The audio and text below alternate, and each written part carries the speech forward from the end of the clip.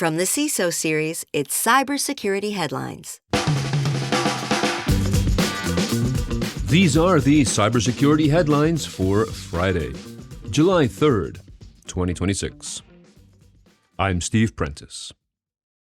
Card data theft remains top concern for U.S. consumers. This is according to a survey by Capco, who says that 46% of consumers are concerned about card and card data theft. This is followed by identity theft, fraudulent purchases, and account takeover. Almost half of the survey respondents said they had experienced attempted payment fraud over the past 2 years. However, 9 out of 10 respondents remain confident that their primary financial institution will protect them. But concerns over AI-enhanced fraud, including deepfakes, as well as personal data theft, are growing. OMB chief to oversee spy agency budgets. Russell Vought, director of the White House Office of Management and Budget, OMB, has now assumed hands-on responsibility for managing the classified spending plans of the CIA, the National Security Agency, and other secret agencies. According to The Record, quote, people familiar with the matter said it is unclear how long he will handle the day-to-day budget oversight for these spy organizations, end quote, which are typically overseen by someone with deep expertise in the intelligence community. Fortibleed, 12 ransomware attacks and 430,000 Fortinet firewalls exposed. Researchers from SOC Radar's Threat Research Unit have confirmed that a large-scale campaign named Fortibleed harvested credentials from over 430,000 FortiGate firewalls worldwide. It has also been responsible for 2 active ransomware operations, Ink Ransom and Lynx, Lynx. According to the researchers' report, this campaign was coordinated through, quote, an operator with access to Fortibleed's own infrastructure who was found actively logging in to the negotiation panels of both ransomware groups, handling ransomware demands in real time, end quote. Rather than sending malicious payloads to a firewall, the groups used a Go-based custom sniffer tool to passively intercept authentication traffic and collect credentials at scale. A link to the report is available in the show notes to this episode. Microsoft SharePoint RCE flaw now actively exploited. CISA issued a warning on Wednesday that attackers have begun exploiting a high-severity Microsoft SharePoint remote code execution vulnerability. This numbered security flaw comes from, quote, a deserialization of untrusted data weakness, allowing attackers with low privileges to execute arbitrary code on unpatched SharePoint servers in low-complexity attacks that do not require user interaction, end quote.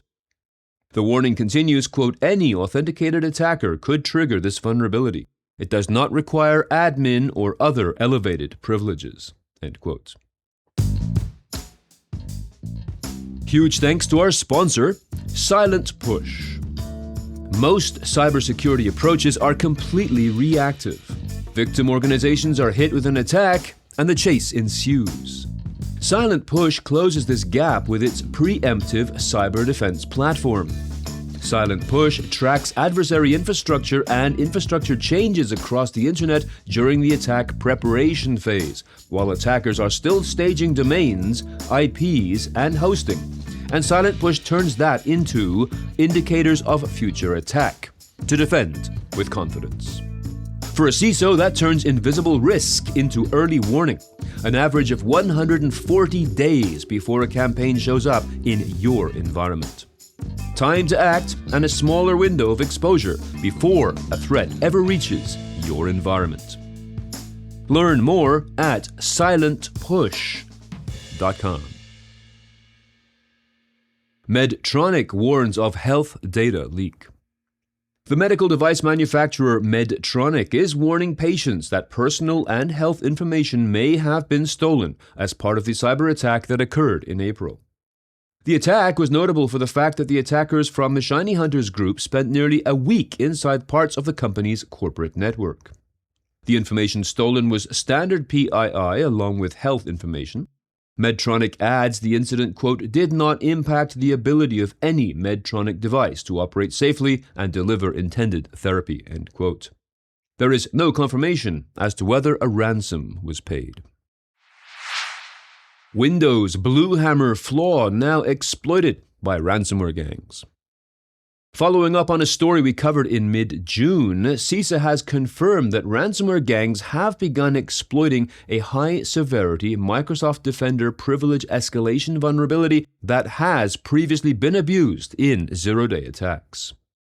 This one, dubbed Blue Hammer, was, quote, leaked by a security researcher known as Nightmare Eclipse in early April, together with proof-of-concept exploit code in protest at how the Microsoft Security Response Center handles the disclosure process, end quote.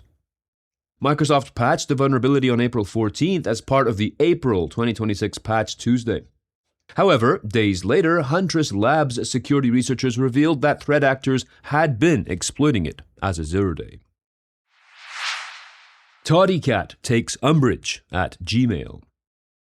The APT threat actor known as Toddycat, that is Toddycat, appears to be in charge of a new malware called Umbrage, that is UMBRIJ, which seeks to gain surreptitious access to people's email correspondence. Researchers at Kaspersky stated that the group focuses on corporate email communications hosted on Gmail, targeting access compromise via APIs. The adversary is said to have, quote, developed Umbrage to acquire the OAuth token and use it to connect to the browser's management console in headless mode via a remote debugging port, end quote. This to exploit an active Gmail session. Various corporate cyber attacks hit Japan. In addition to the attack on Aflac Japan that we reported on Wednesday, the beverage giant Sapporo Holdings, quote, disclosed suspected unauthorized access affecting two overseas subsidiaries, Singapore-based food and beverage company Pokka, P-O-K-K-A, and Canadian brewer Sleeman Breweries, end quote. The industrial manufacturer Nidec, N-I-D-E-C, also disclosed a breach by ransomware actors of a part of the network at its Taiwanese subsidiary. The Blackfield hacking group claimed responsibility for that one. In addition, the telecommunications giant KDDI Corporation said, quote, attackers gained unauthorized access to an email system it operates for 5 Japanese internet service providers by exploiting a vulnerability in third-party software, end quote. If you have some thoughts on the news from today or about this show in general, please be sure to reach out to us at feedback@cisoseries.com. We would love to hear from you. I'm Steve Prentice, reporting for the CISO Series. Cybersecurity headlines are available every weekday. Head to cisoseries.com for the full stories behind the headlines.